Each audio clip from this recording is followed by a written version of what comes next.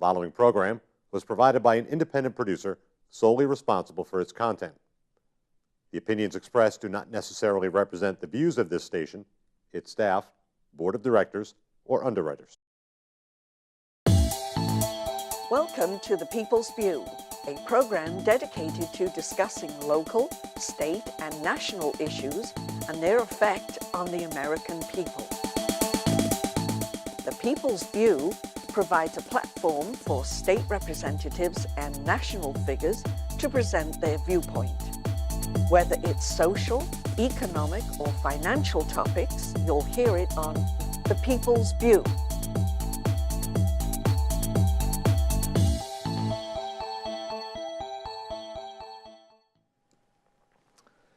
Hello, this is Carl Seidel in The People's View.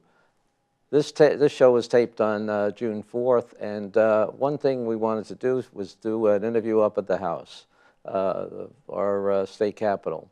And we will be interviewing Gene Chandler, the representative who heads the minority leader in the House, and Senator President Peter Bragdon. Before we get to the interview, I'd like to just talk about a press release that was done that afternoon in the Capitol, in the Legislative Office building. The minority leader, Representative Gene Chandler, talked about the House Republicans backing the Senate version of the budget.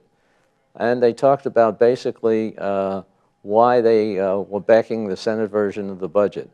The Senate will be voting on it on June 6th, and hopefully there won't be too many major changes. But in any case, obviously the House budget is different than the Senate budget, and both budgets are different than what the governor had produced in the beginning, way back in last February. The points that were made at this press conference was that this is an increase, this budget that the Senate has is an increase of 2.8% on the portion that is supported by taxes by the residents of New Hampshire. And the overall increase in the budget, which includes federal income and other income that isn't from the taxing the residents or companies in the state, of about 6.5%. So it's not a cut in what is being spent now, but an increase. And things were covered in health and human services that hadn't been covered before, especially in the areas of mental health and where disabled people have been on a waiting list. The two people that supported Gene in his comments, one was Neil Kirk, who's the minority leader of the Republicans on the Finance Committee of the House, and Laurie Sanborn, who is Deputy Speaker and also, Deputy Minority Leader, and also is head of the Business Coalition, which is a nonpartisan coalition of people oriented to helping the business community to be handling some of the problems they have with the state tax code and other rules and regulations. Both of them talked about what was done to somehow try to support all the things that needed to be supported with the budget, with limited funds, understanding that there was no income from gambling and that there was no large increase in any of the other taxes, although there have been some very good signs that the economy has been starting to flourish again, and we're looking forward to a better year. So I think that before we go any further on this, it's going to be an interesting time coming in June, listening to what's happened and what we're trying to do by the interviews with the Senate President and the House Minority Leader is to give you a perspective of what's going to happen, how it's going to happen, and then we'll see what happens, whether the budget is completed by the end of the month, as they legally have to do, or whether they're going to have a continuing resolution, or, well, they have to have something by the end of, by June 30th. So otherwise, they have to close down the government. So it's not going to go that bad, but it could continue into September before they actually have a working budget for the state of New Hampshire. So don't forget that the Nashua Republican City Committee sponsors this show, and we welcome you to come to our meetings the second Thursday of every month. However, in June, there will be a meeting on Friday, June 14th, and there will be a fundraiser preceding the meeting. It's a wine and cheese at the Crown Plaza. So you're welcome to come over and support us and learn about more of our Republican principles and what is happening both locally and in the state capitol. The Republican Party will not be meeting during the months of July and August, but come again September and every month after that, the second Thursday of every month at the Crown Plaza. Please come or look at our website at nashuagop.org. So if you have any questions, please give us a call, and I hope you support our program and tell people about it. Thank you, and on to the interviews with the Senate President and the Republican Minority Leader. Thank you for tuning in. Hello, and welcome to the People's View. People's View is sponsored by the Nashua City Republican Committee, and I'm Carl Seidel, your host, and today we have the Senate President, Senator Bragdon. Hi, Carl. Good to be with you. Nice to be with you again, and thank you for your time. You're welcome. I know you're a busy week this week. It's a busy time of year. Oh, for sure. yeah. And what's going to be happening next Thursday? Well, the big thing coming up on Thursday is the state budget. It is actually the final day for the Senate and House to take any votes. I think the House meets on Wednesday. The Senate meets on Thursday. It's the last day. And of course, there's always a few big things on the last day, which is always obviously the budget. So we'll be voting on the budget. It's a very responsible plan that Senate Republicans put together. Lives within our means, uses accurate revenue projections, doesn't increase taxes, actually raises spending because the economy is growing a little bit. There's a little more money, so we're able to help out some of the social services things that are important to people. But again, lives within our means and doesn't increase taxes and doesn't do all these crazy accounting schemes that the Democrats did when they were in charge. So you think that you'll be able to get most of your budget through? I suspect there will be a lot of 13 to 11 votes on Thursday, and or 11 to 13, depending on what the motion is. But yeah, I think we'll be successful in getting the budget through, and then of course, then it goes back to the House and probably for a committee conference, and we try to hammer out our differences. And there's not really a whole lot of differences in the overall spending. We cleaned up a lot of stuff. There are a couple of big issues, including Medicaid expansion, that will be a big issue of discussion. Yeah, so. It certainly made the papers. Yes, it did. So how is that going to be handled? I mean, I understand what the Senate's view is, that we can't depend on the federal government to follow up on their prices. Or, I think we all know we can't depend on them because based on their past performance. I will say that they've, in the past, always handled their Medicaid obligations, but they've certainly fallen down in other areas, including special education. So I think the big concern we have is just some kind of protection that if the funding falls through in the future, we have a way to get out of the program, because there's nothing right now that tells us once we get in, if we get in and can't get out or have to live with obligations once the Fed stops paying for it, then that's not good for the people of New Hampshire. So we need some assurance before we even get close to doing something like this that we can get out. And unfortunately, nobody's been able to provide anything. The Department of Health and Human Services says they have assurances, but for some reason they can't seem to find those in writing to be able to share with us. Oh, great. Well, two things on that. I've heard that they've not funded some of the education on this Common Core proposal that New Hampshire is trying to adopt too. Okay, I was not aware of that. Wouldn't surprise me though that the feds make all kinds of promises to do things and then they don't do it, and then taxpayers in Hampshire are left holding the bag. So. Well, and it gets down to this Common Core is more almost a federal edict, and the local boards of education don't have any real control over that. Yeah, that could be, especially in terms of, and I believe New Hampshire has adopted it, and so the local school boards are now looking to now school boards should be looking at the curriculum on a regular basis anyways, but obviously especially if a district had just purchased new products for their curriculum, and then suddenly they have a different series of tests and different curriculum to use, then that's an expense that has to be paid. Very, and training of the teachers too, according to the yes. well. Now, in our case, I'm on the Milford School Board as well, and we yeah. had an issue with our reading curriculum that came up last night, actually, at a board meeting, and they did want to do this, and they were planning on the reading program being looked at 2 or 3 years down the road as part of our regular cycle, but they chose to do it this year because of the Common Core. But what they did is they just they had some technology things they had planned to do, and they said, we'll just put those off for 2 years in order to do this. So with some planning, districts can probably get around it, but I bet there are some instances where someone has just bought curriculum and then suddenly they have to replace it all, so that's a problem. Yeah. Well, getting back to the Medicaid part of it, if you do find a way out, what happens to the people that you put on Medicaid and then take them off? Well, that's a good point. Would there be the political will, or I've been told, and I need to verify this, that in the case of special education, it was a voluntary program. We got in voluntarily with a promise of 40% funding. It's never materialized. The highest it got was 20%. It's down to 15% funding now from the feds.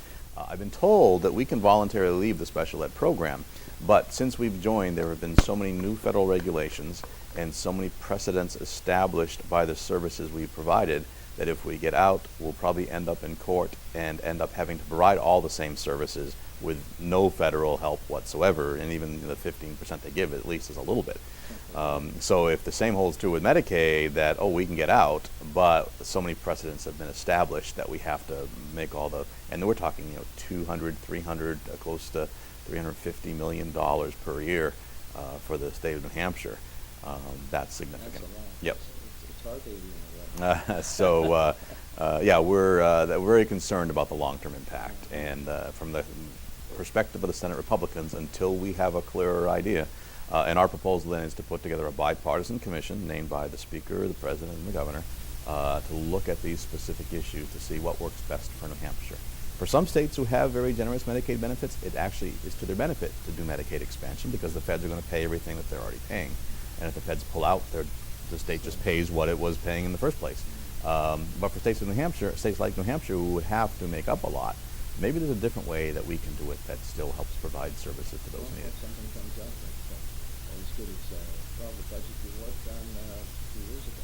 Yes. Yep. It's coming up with a surplus. Yes, the revenues did come in thankfully higher than we had projected and gave us a little bit of a surplus, which was good. But yeah, the budget 2 years ago, a lot of difficult decisions, which were all really caused by poor decisions in those 4 years when the Democrats were in charge and running up the tab. And if the Democrats, when they were in charge for the 4 years, had increased the budget only by the rate of inflation the years they were in charge, we would not have had to make any cuts 2 years ago. The fact was they just overspent and overtaxed and then weren't able to pay the bills. So I think moderation is a good thing, and we should have had more of that. You're talking about large agencies and stuff like that. The HHS, are they going to be affected? That's what actually affects the papers. Anytime you have a cut, but it's at 45%. Yeah, anytime you have any kind of reduction in the state budget, then HHS is going to be a target. They're close to half the budget.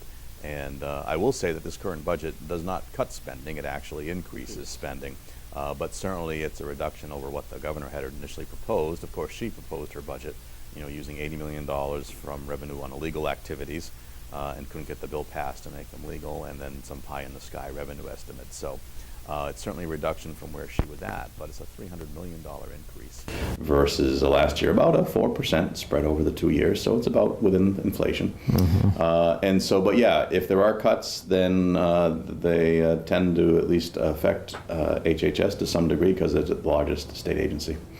Well, is there any way of evaluating how all those programs are producing what they meeting their objectives? For some programs, it's easy to do that. There was a group that looked at the efficiencies of the court system, and I can't think of the actual name of the commission, but they actually created a set of metrics that, and the court system is pretty easy because you have a number of cases, and you have clerical staff, and you have judges, and you have a number of cases, and so you can kind of look at what's your caseload, what's your staffing load per case, and track things like that. It's a little harder on the social services where you've got so many variables coming in and going out. So it's a little harder to track those things. But one thing I'd like to work on is getting some metrics for each department, slowly but surely. But in reality, that's stuff that has to come from the top down. If the governor's not on board, then the commissioners just drag their feet because the governor's telling them to drag their feet. So what do we really need to have is a governor who embraces the metrics and measurement and accountability And making in that way. a more efficient operation. And then forcing the departments to implement them.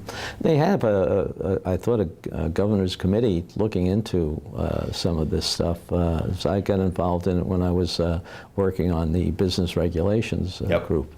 And they had a lot of good ideas, but I don't think I heard anything. No, every few years. In fact, when Governor Benson came in, the first thing he did is establish a commission to look at efficiencies in state government. They came up with a report listing, I don't know, 30 or 40 different things that the government could do, and I think maybe one or two of them were done, and the rest were set on a shelf. And then the new governor came in, who was from a different party and had a little interest in most of it. One of the things recommended, this was 10 years ago, was consolidating HR, human resources, because every single commission or department had their own HR people. Right. And so the recommendation was form one HR department who services all these, and you can eliminate a lot of duplication. We're finally, 10 years later, getting to the point where that's starting to happen because the person at the top in the governor's office wasn't interested in making it happen. Well, I know one thing that I got involved in was the education of our, well, in a way, our customers, the taxpayers, interact with the different agencies. And they're doing a lot more training of people who are running businesses or people who are involved so that they don't have as much of a problem with getting things done going through the agencies. And also the one-stop approach for people. Yep, the one-stop, the business one-stop, and I think a number of the agencies actually are getting better at those types of things. Even the dreaded Department of Revenue at least is making it easier and easier to be able to do things online without paper. And of course, your error checking is reduced and your errors are reduced when things like that happen. So yeah, if we can streamline the interactions that people have with government, the customers, then it makes us both more efficient, but also makes our customers happier. Well, I think another example of this is what you brought up with the Department of Justice. They have a central phone system for all the... Yes, they consolidated all their separate court clerk phones into one central location here in Concord, saved a tremendous amount of money, and still provide great customer service. And it allows the people at the district courts to be able to focus on processing the cases before them rather than interrupting what they're doing to answer the phone every 2 minutes. Yeah, and it seemed like it worked out. They really had a core there that was able to solve problems, because one problem here really was just going to be delayed. It was going to occur. You're going to see it somewhere else as well. And business has been doing this for 20 years, and the state is finally catching up to that. So that's a great example, though, of innovation and improvements of efficiency.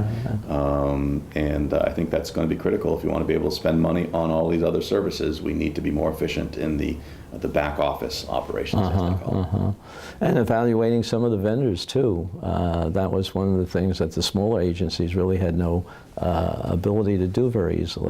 Right. There has been much discussion about centralizing some of the purchasing and evaluation of vendors as well. Human resources and that came up quite a bit as possibilities. Yeah. That I think once we start giving more of a business-like approach to some of these things, without taking the human element out of it, because you'll find that the good businesses really worry about the reaction with their customers. Right, I agree. The successful business is concerned about both the bottom line and about their customers. And if you take care of the customers, then you don't have to focus as much on the bottom line. That's right. And as I understand it, your philosophy too is you grow your tax base, you don't grow your tax rate. Exactly. I think if you get a growing economy, then the taxes rise. You don't have to create new taxes, which just further dampens the economy.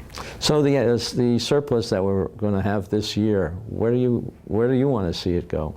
Well, we're going to have to see what it is first. It had been somewhere in the $30 to $40 million, although for the month of May, which just finished, the state lost about $10 million. June is a pretty decent-sized month, so if we have a poor June, there won't be a great surplus at all. But I think we use that to help restore some of the one-time cuts that had to be made. The last time some dedicated funds were raided, and those programs are important to people. And so we put money back into those to keep the money safe from meddling legislators who want to spend it. So we kind of tried to find a way to secure that revenue. Do you see anything coming up that might be a surprise, or any? No, I mean, obviously, if I saw it coming up, it wouldn't be much of a surprise. But there's always a number of court cases out there. This year, we did pretty well with court cases. We won a big court case on the gas additive and MTBE, and won a very significant settlement with respect to tobacco issues. But on the burner, we have a number of lawsuits pending regarding the retirement system, challenges to changes the state made that would cost us money, challenges to changes in the healthcare system, which would cost us money, and some challenges in the area of mental health, which we've lost some cases there already. Fortunately, the state is spending some money in this budget to build up our infrastructure for mental health issues. Because I do think when you deal with mental health issues, if you deal with them properly, you reduce down the road correctional issues and other societal problems by treating the source and not the symptoms. Yeah, I think that the ability to handle certain court cases that way, so you don't have to incarcerate somebody, but they make sure that it gets the treatment that they need. Exactly. A lot of times it's a treatment issue that takes care of a number of other issues. So there are a number of court cases out there that, depending on how they're resolved, could have significant impact on taxpayers. Well, you added money in that area of the budget. Where did that go? For the mental health services? Let me see. I'm trying to remember adding more beds both at the state hospital, but also what are called designated receiving facilities. Those would be other hospitals that have space set aside for dealing with mental health issues. Right now, only Elliott in Manchester is the only hospital that currently has a facility to deal with severe mental health issues. And the current budget has some money to put one in Franklin, and to provide more beds throughout the state, as well as some community resources as well. And I think the studies have shown that if you provide the services in the community where the person has a support network, you have a better chance of success as well. Definitely, definitely. Well, it looks like it's going to be an interesting month. Yes, well, may you live in interesting time, is the famous. And if it doesn't work, what happens? Well, if we don't come to an agreement on the budget, I mean, we've got to have something in place to pay the bills. You can't have the government shut down. So in the past, when there's been a stalemate on the budget, there's been a continuing resolution. What those typically do, though, is they just keep the current spending levels. So, for those who think we're not spending enough, if we go to a continuing resolution, we're going to be even spending less than we're talking about spending now. So I don't think that's a very short-sighted solution. So I hope we come to some agreement. And obviously, I'm proud of the work the Senate has done. Well, I think you worked hard on it. Hoping the House will see the light and understand what a wonderful job we did. But I imagine there's going to be some arm twisting on both sides. Yeah, and I think there's always some horse trading that goes on. A little goes on. This time of year. So. It's going to be interesting, but keep up the good work, and thank you for talking with us. Well, glad to be with you, and thank you for coming to visit us up in Concord. Maybe we'll talk at the end of the month and see, or maybe we'll talk in September, depending on what happens. See what happens? We'll follow up. Okay, well, thank you very much. Thanks, Carl. Hello.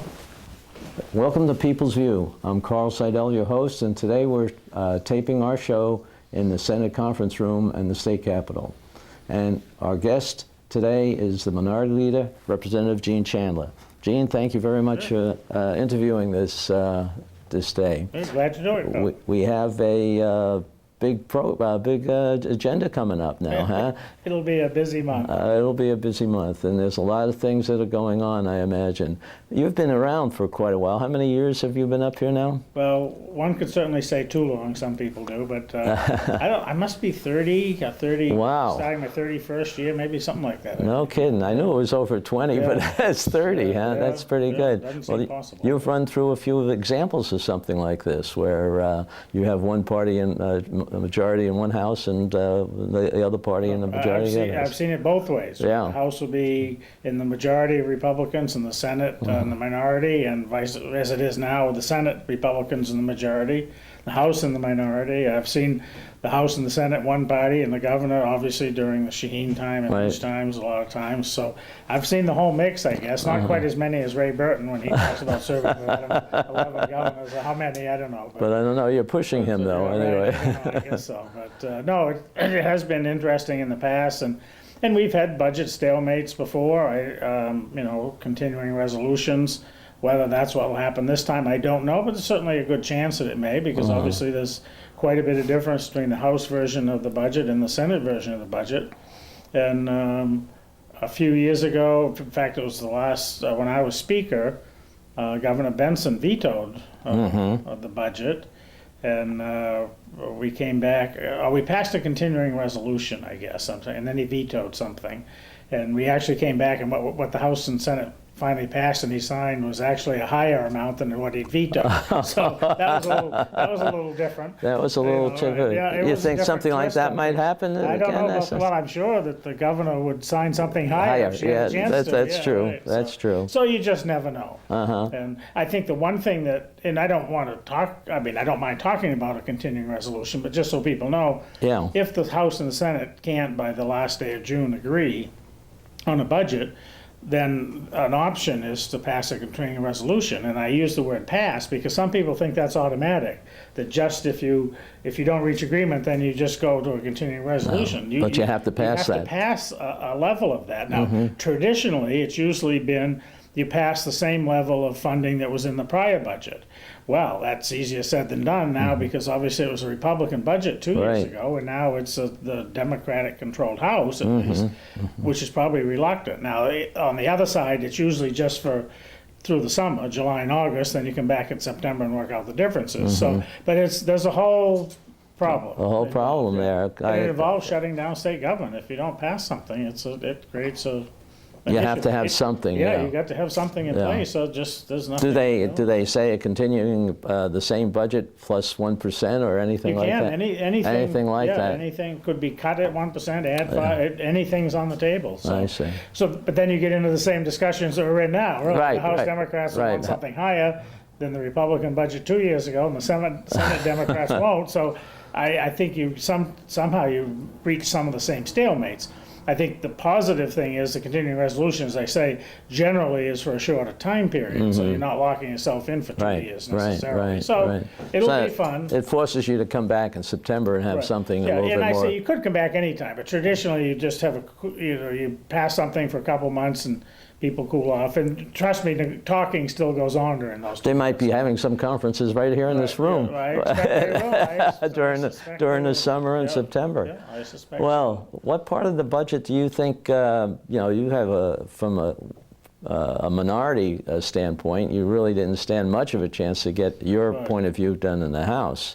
But from the budget that the House passed, what parts do you favor or like to see? Well, I think the kept? key thing that we're talking about, and we'll be talking about at a press conference we'll be having, will be that we offered, I think, we the Republican minority on the House floor as a party, as the Republican office, there were more amendments than what we offered, but we as a leadership role offered 8 amendments, and the Senate basically adopted 7 of those. Oh. So we feel good, and that was our goal. Obviously, as I always said, we're in the minority. The best we can do is show what we think should be done, Right. and that's what we did. And we had some close votes. One amendment only lost by 1 or 2, one by 4 votes, and then some others, but was just trying to show some support to the Senate, so they knew someone was behind them. And so I think that worked out well. And the Senate budget helps the counties, lessens the pain to the counties over what the House had done. And some business taxes were repealed. They have repealed some of those, and some tax credits. The Senate budget allows funding for, I think, 4 more charter schools, which is an issue that we're concerned about. So overall, and the Senate had a little more revenue, because obviously the House has to do their revenue estimates quite early. Senate has a couple extra months. We're not weighing in on that too much now, because April and May, we still don't know what that's going to look like. But we do think the Senate has done a good job on the revenues. We haven't been final able numbers, to dig deep enough to find out what we agree with, but we think it's okay.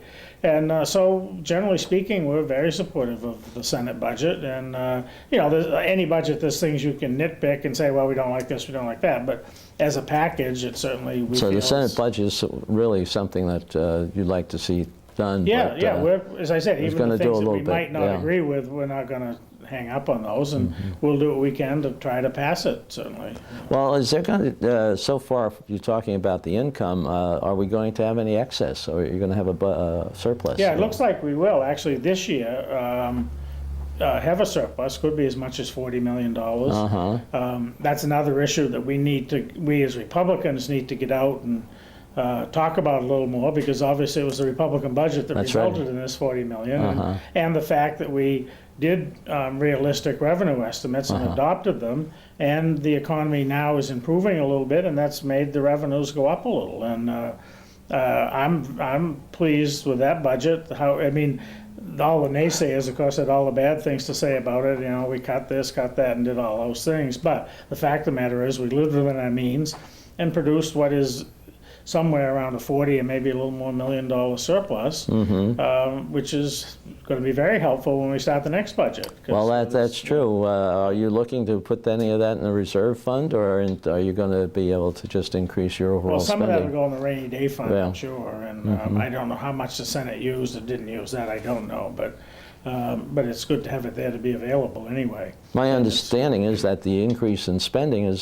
several $1 million over the past year's budget. Yes, it is. It isn't. My understanding is, you have to confess my little bit of ignorance. I just got back from a week's vacation visiting my son in Colorado, so I'm just starting to catch up on the little details. On the numbers. But my understanding is that the Senate budget is not that much, total budget money is not that much out of line with what the House passed. They just did different priorities, like helping the counties and the charter schools and some of the Republican things that we feel strongly about.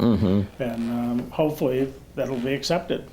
Well, you think that they'll be pushing some increases in taxes, or you think there's going to be a balancing? I know one of the things that the Republicans have stood for is no increase in taxes.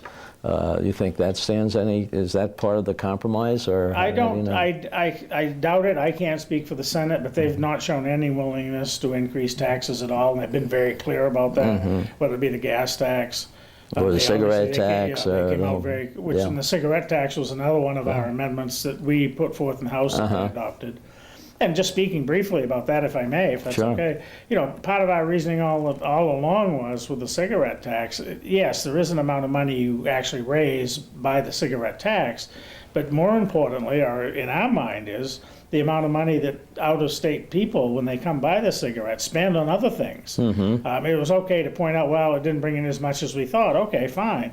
But if we get too high and don't get competitive, we have border states along Vermont and New Hampshire, Massachusetts and New Hampshire, and Maine and New Hampshire, a lot of stores. And they sell everything. I mean, from gas to beer to in our liquor stores and sandwiches, and they come up for a week. And so that money is very hard to quantify how much that is, but certainly it's a substantial amount of money that goes into New Hampshire's economy from people that are coming up here to buy cigarettes. And you raise the tax too much and they're not going to come. I mean, that doesn't take a rocket scientist to figure that out. The closer you get to where your state's tax is, why drive with the price of gas? But if you can save a substantial amount of money, then you'll come and buy other things. Very few people come here just to buy cigarettes. And that's right, else. So that's one thing. That's a different. It's just a different take on something. Democrat Republican philosophy. That's all. We're trying to encourage that in the businesses to raise more money from that we get for our business. Speaking of that, I see that. from our time on Public Works, we got the things through for the on 93 and the new liquor stores and rest areas. Yeah, That's gonna go especially through. the Hooksett Right. ones, which weren't part of the capital budget. That had already happened, but I know you were familiar with that project. Mm-hmm. Finally got those. In fact, Long Range Planning just approved those last week, and they'll be on the Governor Council docket today. I'm sure they'll be approved. Very, very pleased. It's been a long process. Some of us, Representative Campbell from Hampshire and myself, sat on that committee over a long period of time. It was interesting because obviously I guess we'd say we're friendly with DOT. We get along very well with them. But it's like any state agencies, they have their way of doing things. And the first time they went out to bid, everything, I mean, they had a big package of so thick. They didn't get any takers, really. They had one, but didn't qualify. And we kept saying, no, we want to see what people have to offer. Right. I mean, just send out an RFP. It can be one page. Well, they never could accept getting the one page. But they did. They finally, we met with the commissioner and the people involved and said, look, this has got to be simple. Yeah. Just see what people offer. I'll never forget.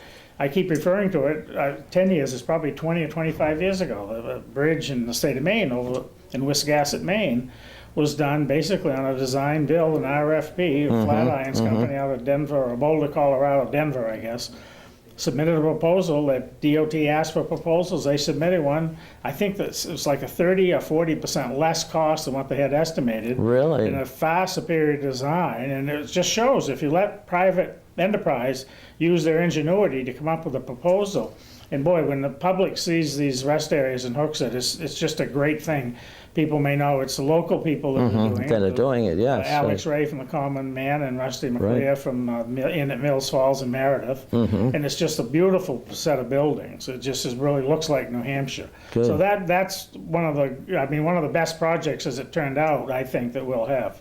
It's a great thing. Yeah. And as I say, in the rest of the capital budget, a lot of good things in there. I don't think the Senate mixed with it too much. They just left it. How did you do with the education and the capital budget? Because I know that was a critical item last We session. actually upped I don't have the exact number. We gave both the UNH, we gave the community college system a little bit more than what the governor had asked for. Wow. I think we stuck basically with the level funding that the governor put in for the UNH system. I know they're not happy with that, but as you know, sitting on public works, they've gotten hundreds of millions of dollars over the last in few the years. past. We just said, well, maybe we need to give it to someone else, right? Well, I think last time we decided the community colleges came in with a much better plan than the universities did. So they didn't get anywhere near what they wanted either, trust me. But the one thing we had staring in our face this year was the big gorilla, was the women's prison. Yes. So I think that ended up about $38 million.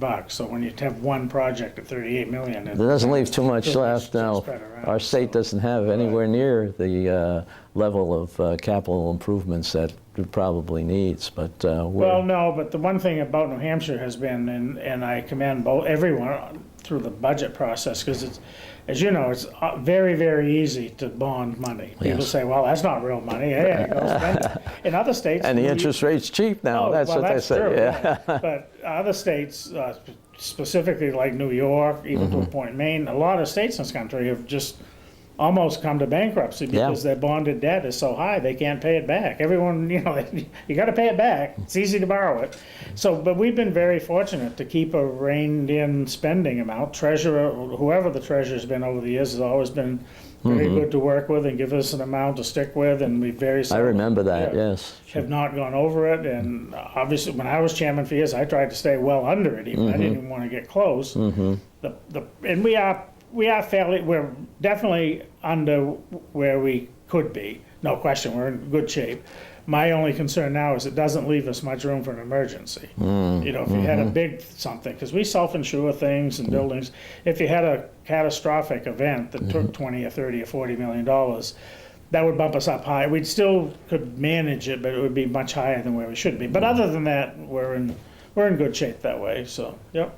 So what else do you think is going to be happening? What are the key items in the budget that are going to be making headlines? Obviously, the Medicaid enhancement That's thing right. is a big tug back and forth between whether we're going to do that, whether the governor can just do it. I think it's clear that despite the rhetoric, it takes legislative approval to do that. And I don't see that happening because of the Senate. Obviously, it would happen in the House in a heartbeat, but the Senate has said no already, and I don't see them backing down on that. And I think we seen that a number of pieces that have been offered, just not to get involved in expanding Medicaid, or even not to get involved with the Obamacare. Right. It's very difficult, and it's very easy. The one thing is, it's very easy if the opposition is, oh, they're sending us all this money, and it's hard to refute that. But when you take a look at, yeah, that's maybe this year, next year.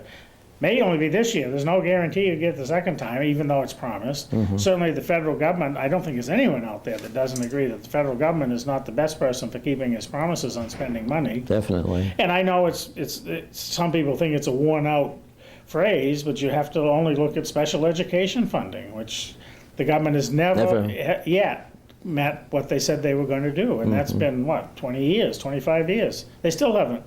They've raised it up a little bit, but they're not even close to what they promised. So that's the concern. And let me tell you, this is something that would bankrupt us if they don't come through with the money. That's right. And as you know, you see it in our... And you can't cut that back once you start it. Right. You know, and as you know, one thing we as Republicans have always fought have been downshifting to the communities and and county governments, which is one good thing about, as I mentioned, the Senate budget restores some of that county losses. But the state has done that before. We have taken money from counties and local communities and schools. So if we can do it, as even both parties really don't like to, I'm sure, but it gets done. You can imagine how easy it is for Congress to do it.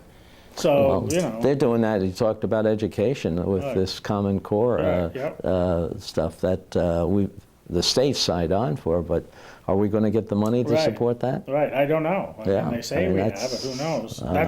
That's another issue, because actually probably the result of what that brings is probably not too bad, because the essence of the legislation is probably better than what we have now. But my and other people, my biggest objection to it is it was done illegally. Yeah. I mean, they said, okay, this is what we're going to do. I mean, legislature without that's right. Yeah. Even the governor's council, no elected official ever passed judgment on it, and that's wrong. And I argued that with someone just this morning. They said, well, the result is a good thing, and I said, you can't have a good result if it was done wrong. Yeah. You know, well, not having this the discussion of what about local control. I mean, that's the biggest thing that I hear about this, that the local boards of education are not going to have any control. They have to do whatever the state says. Yep.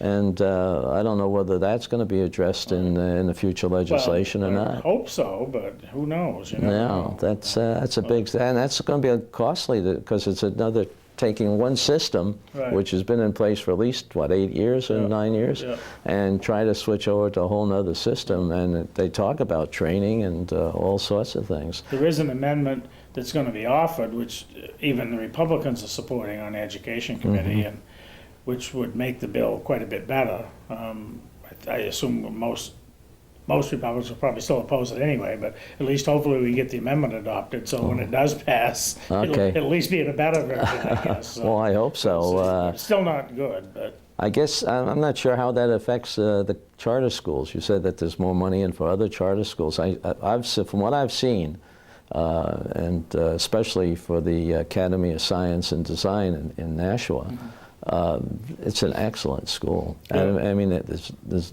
very little discipline problems, which I think is more rampant in the local schools, and the children enjoy it. I mean, I've seen so many happy kids when I've gone in there, you know, getting involved with things that, gee, I've never anticipated until I got to college. Right. Yeah, no, it really, and I was a skeptic of charter schools, I'll admit it. I mostly, back when these first started, like everything else, sometimes I just get to the bottom line.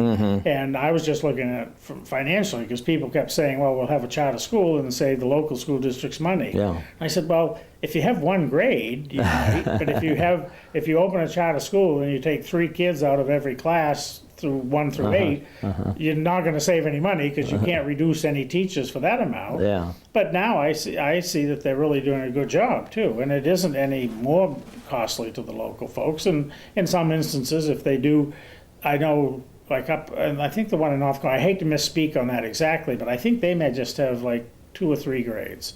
So obviously, if they're taking 8 or 9 kids Yeah. out of a particular grade in a school district, that could be a savings of money too. Plus, the kids are getting, they're certainly getting an equal, and a lot of people would argue a better education at the charter school level than they would be in the in a lot of public schools anyway. Yeah, So- well, and it's a choice. The biggest thing is it's a choice. it's a choice. It allows the parents a choice. I agree. Which is, to me, And very important. I think the biggest problem that the, schools like Nashua, which is a big city, has a large, diverse population. And it's very hard. And the classes are larger. Right.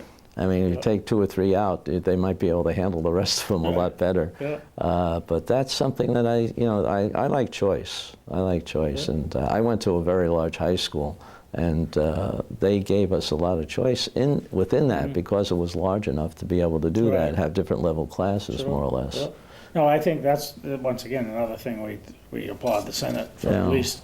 I don't know. I'm not sure how many schools are out there ready to go now, but at least 4 more will be a good thing to start, certainly. So. And I like the idea what the community colleges are doing with the university, Granite State University at Nashua Community College. They're sort of helping the people go through the college experience with a minimum of cost. Right. And that's what I think people are looking for. It's a good system. A lot of it they can do. You know, they have nighttime courses, daytime, and they can do them online. So that's really helpful to someone else, especially a working person that wants to further their education. That's why. And that's going to help the economy in the state. Right. Yeah. I mean, when we were in there, when I was in there with you, we talked about expanding the tax base, not expanding the tax rate, but the tax base. And that's what I think we still have to emphasize, don't you? Yeah, oh yeah, definitely. And that's why those systems where people are getting an education that they may be 40 years old, but now they can do that, and they may start their own business, they may go work for someone, but whatever they're doing, they're making more money, and that helps everybody. So, And I'm looking forward to see what Jeff Rose does. I've met Jeff, as he worked with BAE, and I think he might be a good person. I think so. I certainly am enthusiastic about it. I don't envy him getting started. That's one of the more complex agencies. It certainly doesn't spend as much money, have as much as like Health and Human Services, but it does so many diverse things, from tourism to forestry to everything, economic development.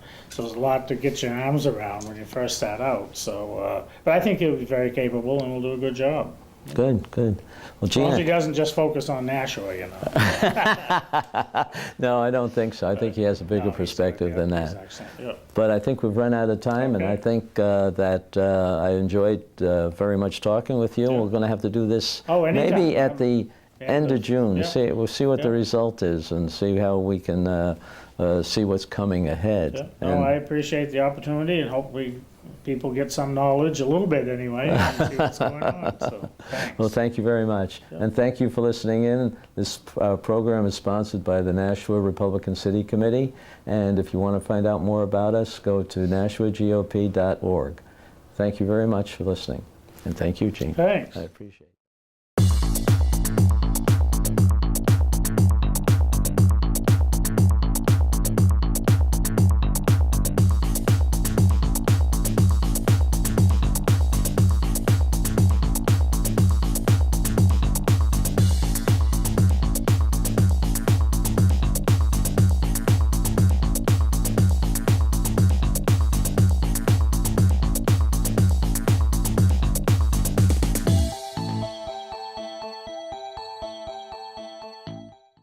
The preceding program was provided by an independent producer solely responsible for its content. The opinions expressed do not necessarily represent the views of this station, its staff, board of directors, or underwriters.